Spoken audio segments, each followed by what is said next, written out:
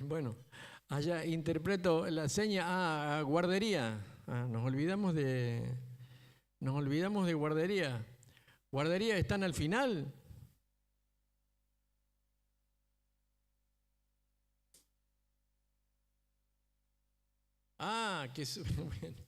Bueno, que suban los chicos a guardería. ¿Cómo era la edad? A ver, el aperturero, ¿dónde? Ajá.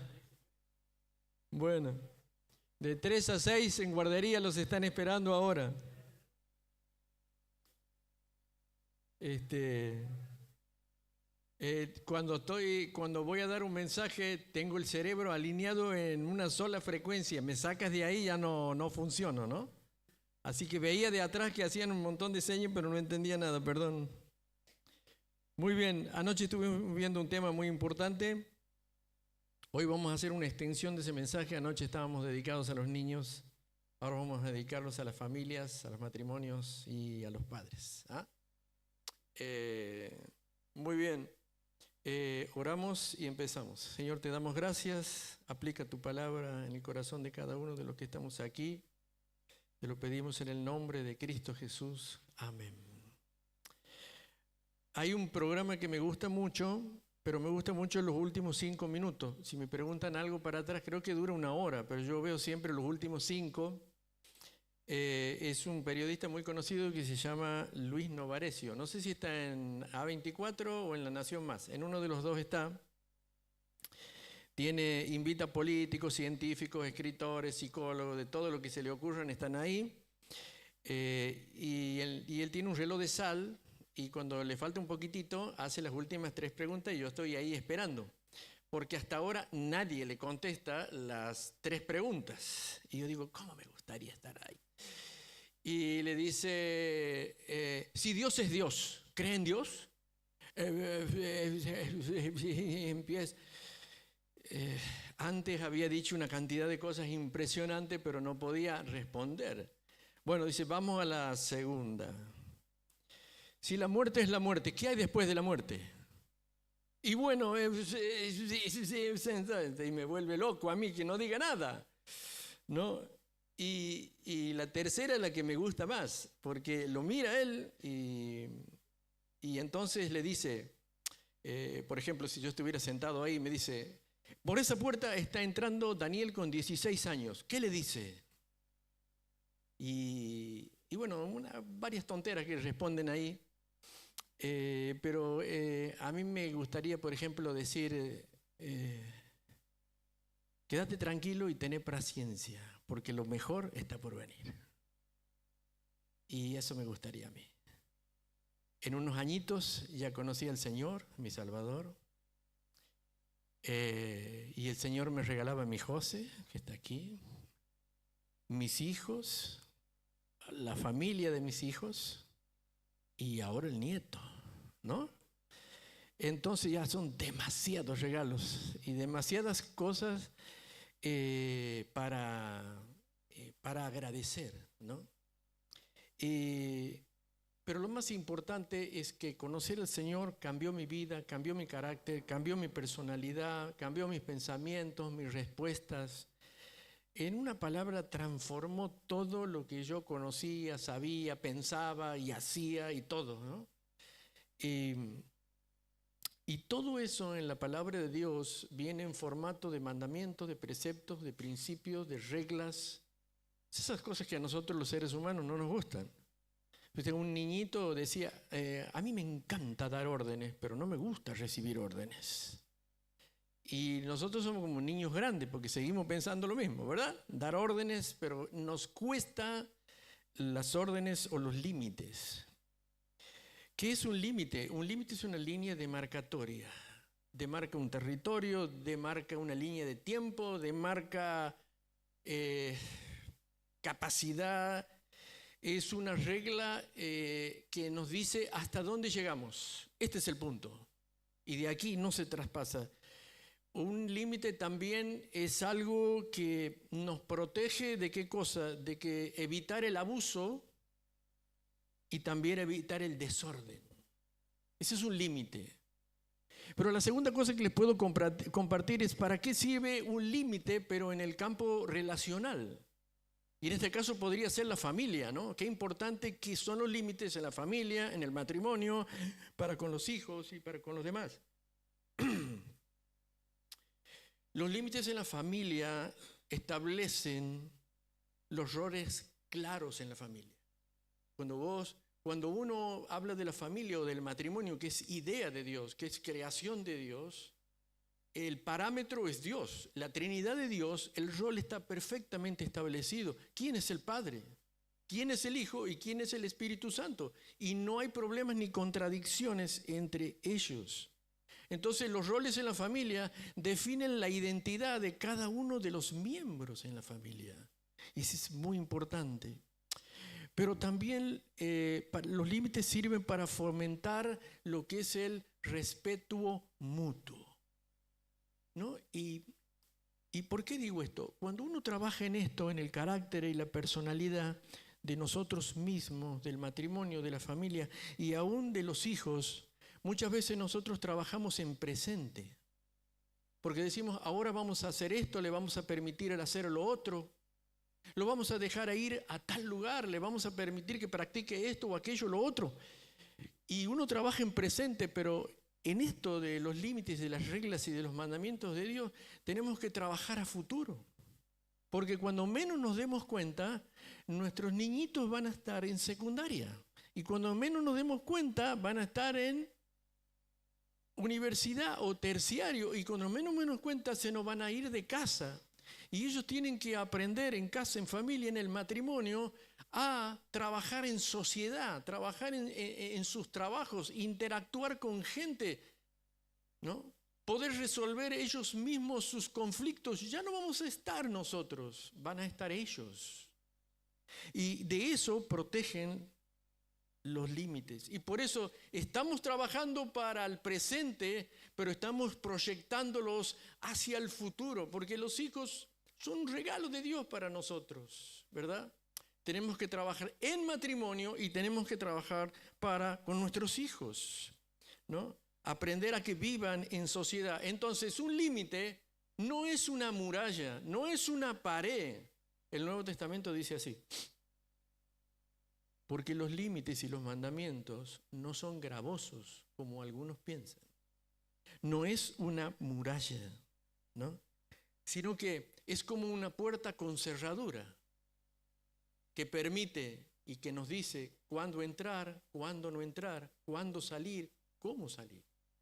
A nuestros niños les enseñamos a dónde va a salir, cuál es el horario que tiene que venir, con quiénes se puede juntar, con quién es peligroso que esté, con quién no es peligroso que esté. Entonces, los límites somos muy importantes y el ser humano, ya vamos a ver un poquito más adelante, tiene una resistencia al límite, a la regla, al mandamiento, al precepto, ¿verdad?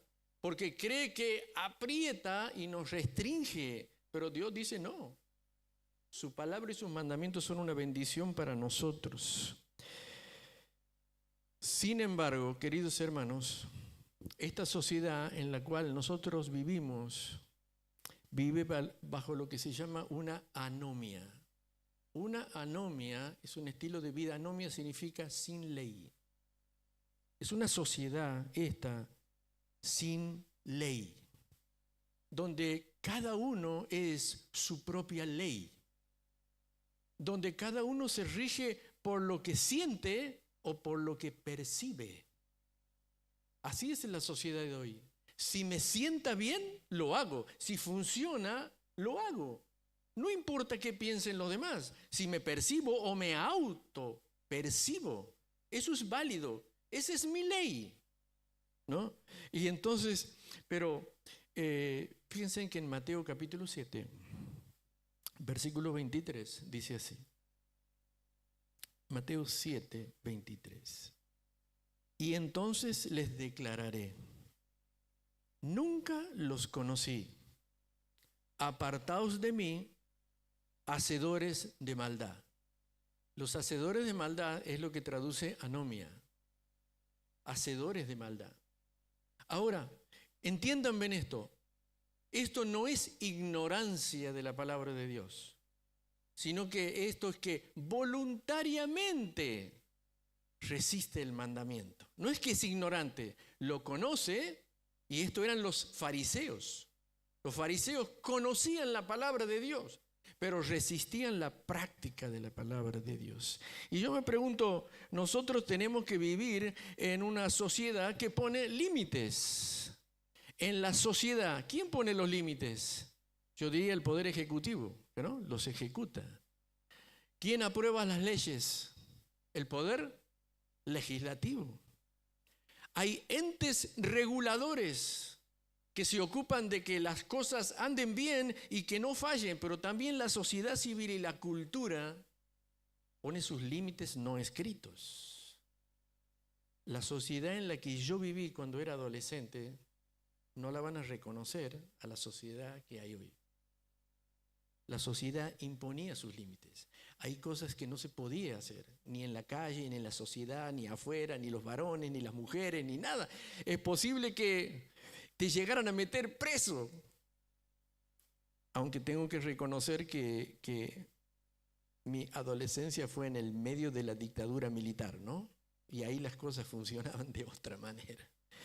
Bueno, miren, Romanos capítulo 13 y versículo 1 dice así: a veces nos guste o no nos guste, aprobemos o no aprobemos, sométase toda persona a las autoridades superiores, porque, y da la razón, no hay autoridad sino de parte de Dios. Dios establece nuestros límites en nuestra relación con Él. ¿Saben? Cuando Dios creó a Adán y Eva, la familia, el matrimonio, la idea de Dios, le dijo a Adán: tú puedes gobernar sobre todo, tú tienes señorío sobre todo, toma tus decisiones, pero tienes una sola restricción, nada más. ¿Cuál era? El fruto del árbol, de la ciencia del bien y del mal. ¿Capricho de Dios? No. Ese árbol les recordaba a la pareja que ellos no habían creado nada, sino que eran administradores de lo que Dios les daba. Nuestra familia es un regalo de Dios. Nuestros hijos son un regalo de Dios que Dios nos da para que nosotros les transmitamos a ellos el amor a Dios y a la palabra de Dios. Somos administradores y responsables. Sin embargo, Adán y Eva dijeron: vamos a seguir nuestro camino solos, no te necesitamos. Vamos a seguir las acciones y sentimientos de nuestro corazón. Y ahí vino la caída. Y desde ahí para acá, el ser humano vive bajo ¿qué ley? La ley del pecado. Donde cada uno hace lo que bien le parece. Por eso es que cuando Dios habla de santidad, habla de que mi vida, de mi esposa, de mi familia, de mis hijos y de la comunidad de fe sea apartada para Dios, sacada del mundo y apartada para Dios. Mira, mi querido, diría Norberto Jiménez, el cristiano va a contracorriente de la sociedad, a contracorriente de principio a fin en todas nuestras decisiones. Sabíamos hacer un chistecito en la adolescencia. No sé si Lucho era de la autoría de él, pero me va a perdonar. Ese decía que ese hombre que iba a contramano por la autopista, vos eras Lucho que no, iba a contramano por la autopista, así, no vamos a decir ni a la nacionalidad para no ofender a nadie, ¿no?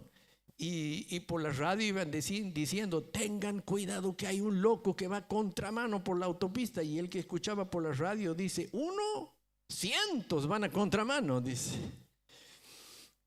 Y el mundo piensa que nosotros vamos a contramano de la vida, ¿no? Y esa es la lucha del cristiano de toda la vida. Pero Dios en su misericordia y en su gracia no dejó al hombre perdido y extraviado, sino que dijo: voy a volver a tener una relación con Él, voy a volver a hacer un pacto con mi pueblo que he creado. Y entonces hizo pacto con Abraham, hizo pacto con Moisés, con el pueblo de Dios. ¿Qué significa un pacto? En hebreo un pacto es la palabra berit, que significa un acuerdo que se traza mediante un sacrificio. Y en el Nuevo Testamento, que el Nuevo Testamento original es en griego, es la palabra diateké, un acuerdo entre partes, pero que tiene una particularidad, es como un testamento. Y es como un testamento es porque Dios pone las reglas, Dios pone los mandamientos, los preceptos, las formas, las metodologías. Y Dios dice, claro, porque Dios es sabio, Dios lo sabe todo. El acuerdo no es que el hombre dice, bueno, yo propongo esto, propongo aquello, esto me gusta, esto no me gusta. No, no, no. Dios dice, estas son las reglas, estas son las normas para una relación personal conmigo.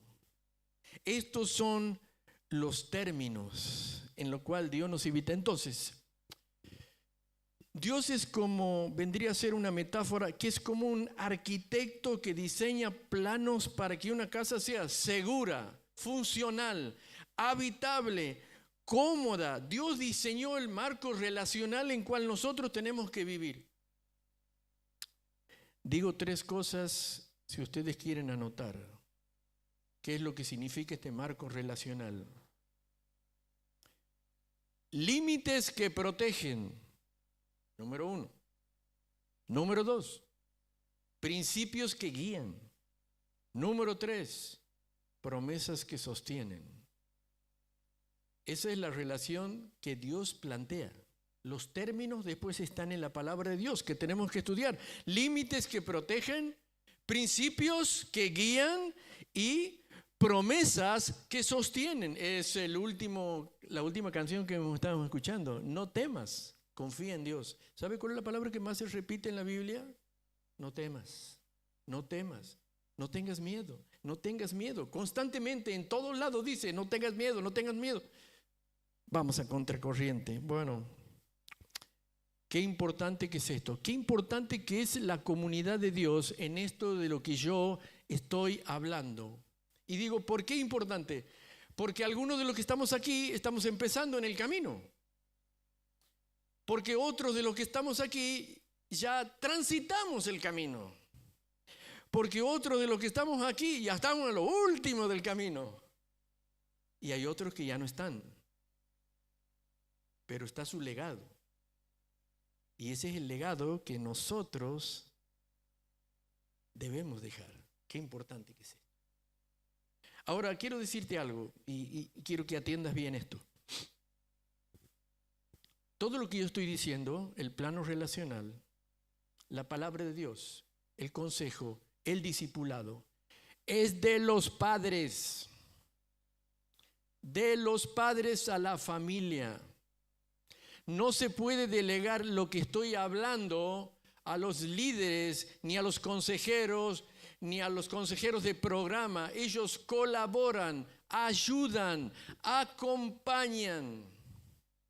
Dejo mis niños en el programa de niños, bien. Pero el líder, el consejero, el papá, la mamá, el que se ocupa de la transmisión generacional de la palabra de Dios en ellos, del amor a Dios, del valor de los límites, de las reglas, de los mandamientos, es de los padres. Sí sé que hay excepciones a las reglas, porque a veces los papás no son del Señor. Entonces ahí el trabajo de los consejeros se duplica. La idea de Dios está dado por papá y por mamá. Lo que sucede en la casa, lo que hace papá, lo que hace mamá, lo que hacen los hermanos, es la idea de Dios. ¿Saben lo difícil que es la idea de Dios en alguien que no ha tenido papá ni mamá? Es muy difícil. Es difícil poner ese concepto de un Dios que ama, que quiere, que cuida, que me dice no temas, que me dice aunque tu padre y tu madre te abandonen, yo no te abandonaré. Ese concepto de Dios es difícil para el que no ha experimentado eso. Y yo recuerdo a papá. Papá era hijo natural, no tuvo padre. y su madre murió a los 14 años. No tenía concepto ni de padre ni de madre. Y él creía y estaba convencido que solo con proveer responsablemente y en abundancia, todo estaba listo. No había risa, no había abrazo, no había revolcarnos ahí en el piso, no había. Y él estaba contento con eso. Él no tuvo esa noción. Pero yo, cuando conocí al Señor, a través del amor del Señor, conocí lo que es y puedo reproducirlo en mis hijos. Hasta ahora todo va muy bonito, pero hay una seria advertencia en no seguir a Dios. Y está en Deuteronomio 30, versículos 15 al 20. Dice así, un poquito larguito, pero lo voy a leer completo, porque ustedes en casa lo van a leer. Si hacen un cuadrito y lo ponen en la pared ahí arriba de la cama, estaría bárbaro, para que todos los días lo vean. Mira, dice, yo he puesto delante de ti hoy la vida y el bien, la muerte y el mal. O sea, no hay término medio. Porque yo te mando hoy que ames a Jehová tu Dios y que andes en sus caminos y guardes sus mandamientos, sus estatutos y sus decretos, para que vivas y seas multiplicado, y Jehová tu Dios te bendiga en la tierra. Versículo 17. Mas si tu corazón se aparta y no oyes, y te dejas extraviar, y te inclinas a dioses ajenos y les sirve, eso es cultura. Yo te protesto hoy que de cierto vas a perecer. No vas a prolongar tus días sobre la tierra a donde vas. Versículo 19, a los cielos y a la tierra llamo por testigo hoy contra vosotros, que los he puesto delante la vida y la muerte, la bendición y la maldición. Escoge pues la vida para que vivas tú y tu descendencia. Escoge. En todo el Antiguo Testamento hay un remanente fiel que es muy pequeñito, pero hay una enorme cantidad de personas que eligieron no seguir a Dios. Escoge el mandamiento, escoge amar a Dios, dice. Ahí está la vida, ahí está la bendición.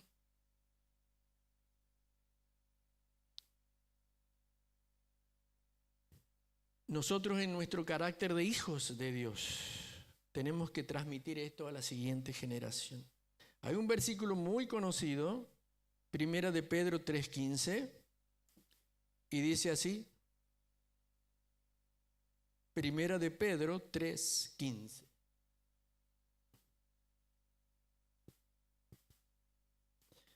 Sino santificad a Dios el Señor en vuestros corazones. ¿Qué significaba santificar? Poner aparte, hacerlo sagrado, hacerlo santo, hacerlo apartado para Dios. A mi vida, a mi esposa, a mis hijos, a los discípulos, a las personas dentro de mi ministerio, de mi servicio, todo.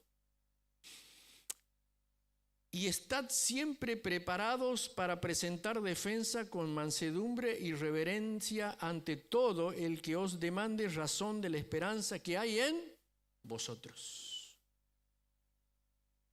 Cuidado con, atiendan bien esto. Cuidado con sacar conclusiones rápidas sobre versículos solos.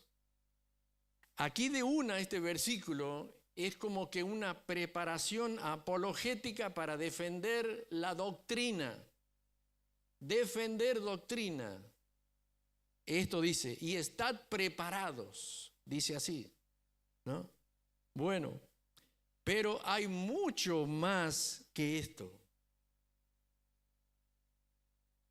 Los que son padres y tienen hijos, niños, adolescentes y jóvenes mayores, constantemente van a tener que estar dando razón de por qué aman al Señor, de por qué siguen al Señor, de por qué ponen tal o cual límite. No es la razón solamente al incrédulo y confrontarlo con el Evangelio y con la palabra de Dios.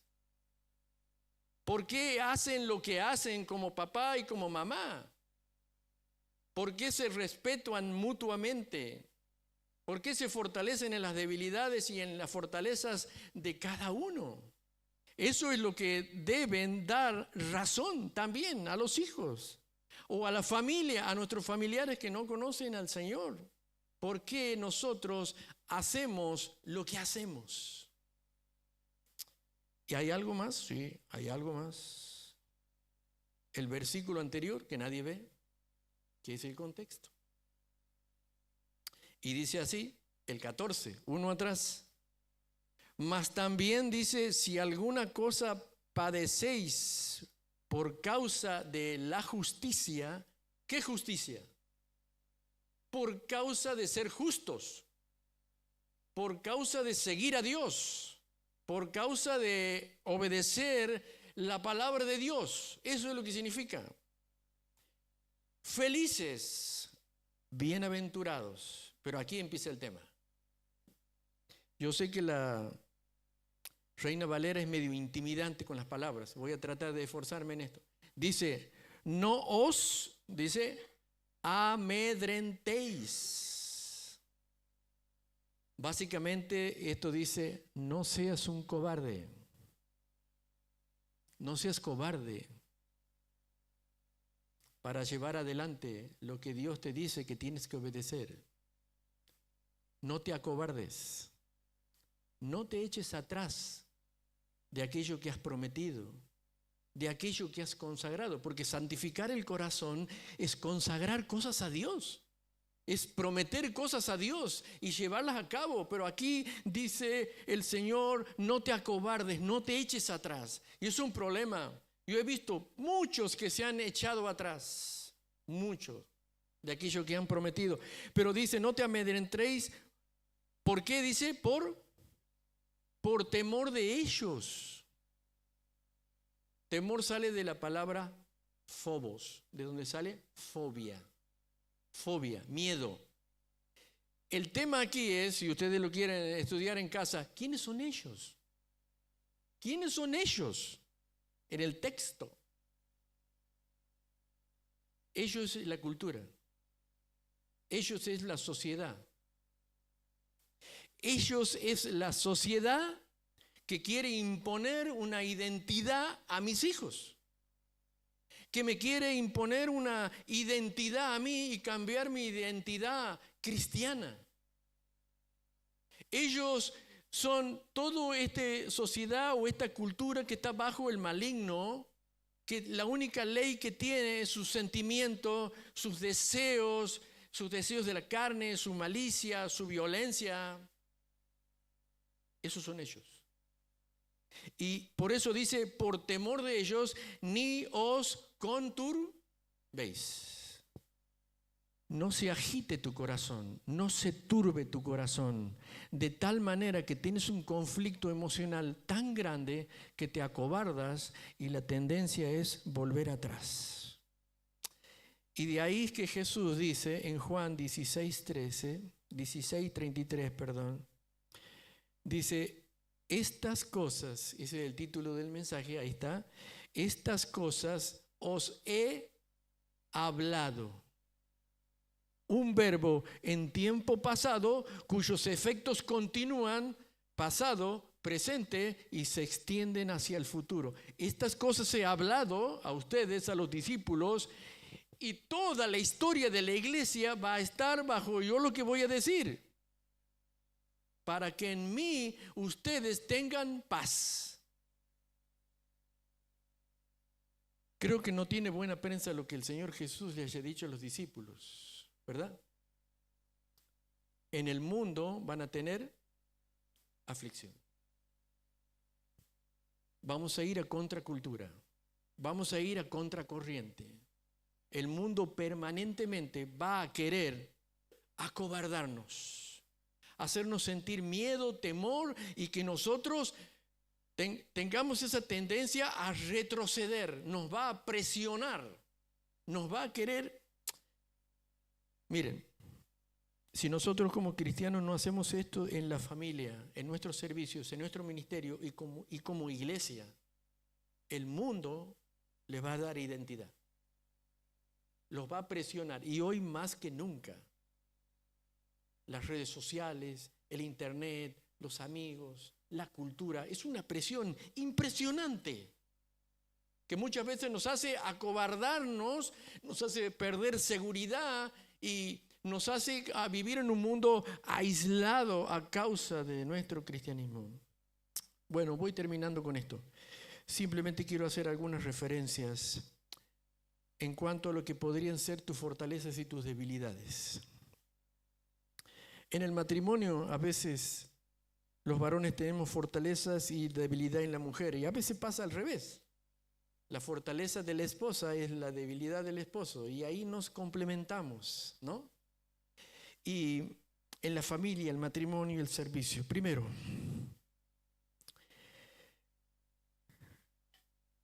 coherencia, consenso familiar.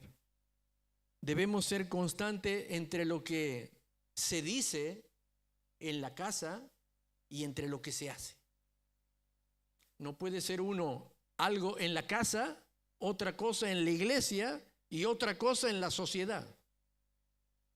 Debe haber una coherencia y un consenso en la familia que sirva como algo seguro para funcionar en todos lados. Dice la referencia bíblica, Mateo 5:37, que tu hablar sea sí, sí o no, no. Porque lo que es más de esto, dice, de mal procede. Y como iglesia queremos ser así también nosotros. Ser coherentes con nuestros límites. Los límites, las normas, no cambian según el color de la ocasión o la cara del cliente. Vamos a ser así. Bueno, la generación que viene no sé cómo será, Freddy, pero por lo menos ahora es así, ¿verdad? Tratamos de mantener esa coherencia. Segundo, saber y tener paciencia con el proceso de maduración de cada uno. Nosotros vamos por un camino donde va toda la comunidad de fe y donde algunos están empezando, otros ya tienen algunos años, otros ya son veteranos de guerra, ya que creen que se la saben todo. Porque hay algunos creyentes que dicen, porque tengo 30 años de creyente, parece que tuviera la mitad de Dios en el cerebro. Pero no es cuestión de años, sino cuestión de madurez. Y bueno, en este sentido, Proverbios 14:29 dice, el que tarda en airarse es grande en entendimiento, ¿no? Y tenemos que tener paciencia con los que están empezando. Tenemos que tener paciencia porque cada uno tiene su personalidad, sus dones, su velocidad y todo, ¿que no? Cuando fueron al arca, el guepardo seguramente entró primero, pero al caracol lo tuvieron que esperar como 4 días, debe ser, para que suba. Pero el Señor no cerró la puerta hasta que el tipo entró. Entonces tenemos que tener paciencia los unos a los otros en proceso de maduración. Claridad y comunicación en lo que decimos, sin ambigüedades. Nosotros tenemos un curso de membresía en la iglesia y ahí se dice bien claro cómo funcionamos como iglesia. ¿Cuál es la doctrina? ¿Cuál es la metodología? ¿Cuáles son los mandamientos, los preceptos, los principios y los principios de prudencia? Muy claro para que todos lo entiendan y como para que ustedes digan, hasta en mi iglesia. Y algunos digan, no estoy de acuerdo para nada. Y bueno, mi querido, va a tener que buscar otra iglesia. Porque nuestro sí es sí y nuestro no es no. No es sí y no el año que viene. Entonces, por eso hay que tener una comunicación con claridad. Y hay que tener firmeza. Tenemos que sostener los límites con convicción. ¿Ha visto que en el matrimonio, por ahí un papá medio blandón y la mamá es la que... En mi casa la mamá era que manejaba el cinto como un samurái jack. Y tenía una hojota que doblaba. O sea, uno se hacía así, la hojota seguía y doblaba así, y lo perseguía uno. Era impresionante. Papá era con la boca, pero era mejor darle un cinto que diga algo con la boca. Entonces, hay que tener siempre una firmeza. Cuando algo es así, es así. Y te voy a dar el último consejo, y este va gratis. Los hijos son expertos en el berrinche, en la manipulación. Y ya vienen de fábrica. Ellos no dicen tuyo, dicen mío, pero de fábrica dicen eso. Ya vienen así. Son manipuladores. Y entonces uno tiene que tener esa firmeza para sostener los límites. Y el consejo es este. Va a haber cosas muy difíciles con los hijos, pero cuando tengan 30, 40 años, se te van a parar delante tuyo y te van a decir, gracias porque me has dicho que no. Y del otro lado te van a decir, te culpo porque no has sabido decirme que no. Si no, yo no me iba a equivocar de la manera en que me equivoqué. Y el no es con firmeza. Por lo menos cuando nuestros hijos estén en nuestro hogar y prepararlos para la vida. Anoche conté una linda anécdota y estoy perdido con el tiempo, ¿no? Pero bueno, ninguno hace señas allá atrás. Walter dice que le meta, no sé qué dice allá. Anoche le conté esta anécdota. El terror de los pastores son los hijos. Muchas veces nos juzgan por los hijos, ¿verdad? Y los hijos sufren un montón. Porque ellos siempre tienen que estar no 10, sino 11. 11 en santidad, 11 en no equivocarse, 11 en todo, ¿verdad? Y en Estados Unidos los pastores se contratan. Y estaba contratado a una iglesia que no conocía. Se fue, enseñó, y a la noche salió a festejar con su esposa en un restaurante, se sentó con los dos niñitos, el niñito y la niñita. Cuando se dio cuenta, la mitad de la membresía del restaurante era de su iglesia, la iglesia nueva, pero él no conocía ninguno. Y él estaba bien seguro con su matrimonio, pero ya entró en pánico con los hijos. Porque todos los hermanitos estaban mirando los hijos. ¿Qué hacían los hijos? Vino la mesera, puso un hermoso jugo de naranja, así, vieron, de eso con pulpa y todo. ¿Y qué hizo la hija? Metió toda la mano derecha dentro del jugo, así. Sacó y empezó a dibujar así, arte rupestre en la mesa. Y a todos se dieron vuelta para mirarlo a él. Entonces vieron que los padres, cuando queríamos guardar el recato, la moderación, tenemos una expresividad facial primero. ¿Así ha visto?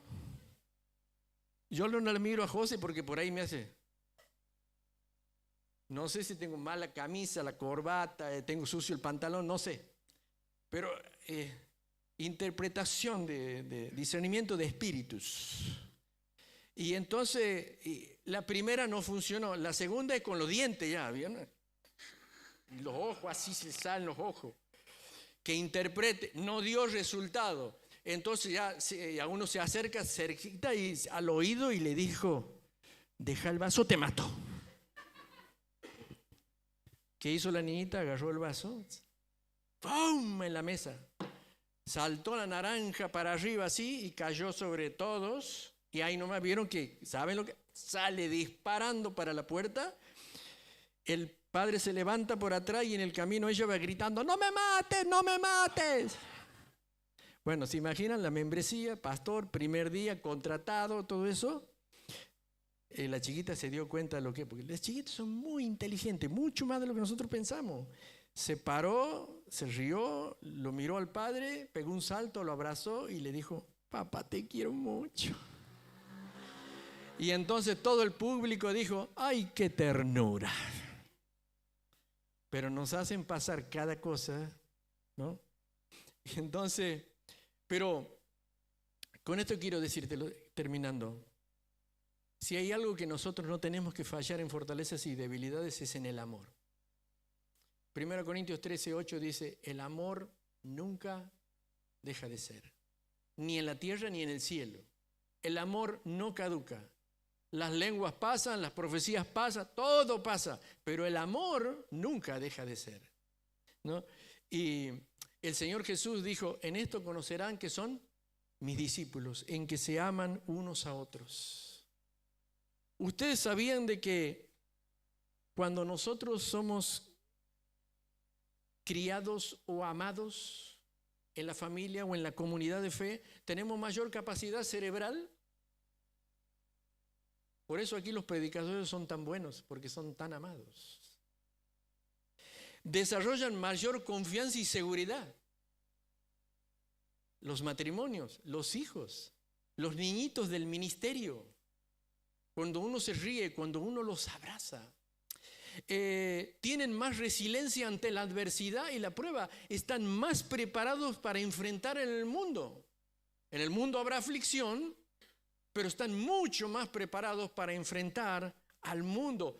Y aparte de eso, como plus, saben manejar los límites. No ven los límites como gravosos, sino como muy buenos. Y porque papá y mamá y el consejero y el líder me dijo que en la obediencia hay bendición. ¿Ah? Entonces, que tu mayor fortaleza sea el amor. No falles en el amor. No falles. Si hay algo que no podemos fallar es en el amor. Romanos 5:8 dice, ¿qué quiere decir muestra? Hizo público.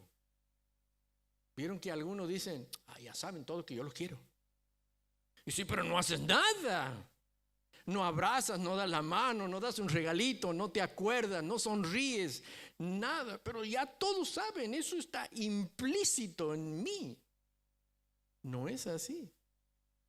El amor de Dios, Padre, es inconmensurable, pero dice, mas Dios muestra su amor en que siendo, tampoco eligió a quién tenía que dar amor y a quién no, quién lo merecía y quién no lo merecía. Porque de tal manera amó Dios al mundo que dio. Ese es el amor que Dios quiere expresar, amor y compañerismo. Y al final, súper importante, en la comunidad de fe, qué lindo, la comunidad de fe acompaña, quiere, ama, protege, guía, aconseja. Sin la iglesia del Señor no somos nada. Hay que andar con la tropa de las nuevas generaciones.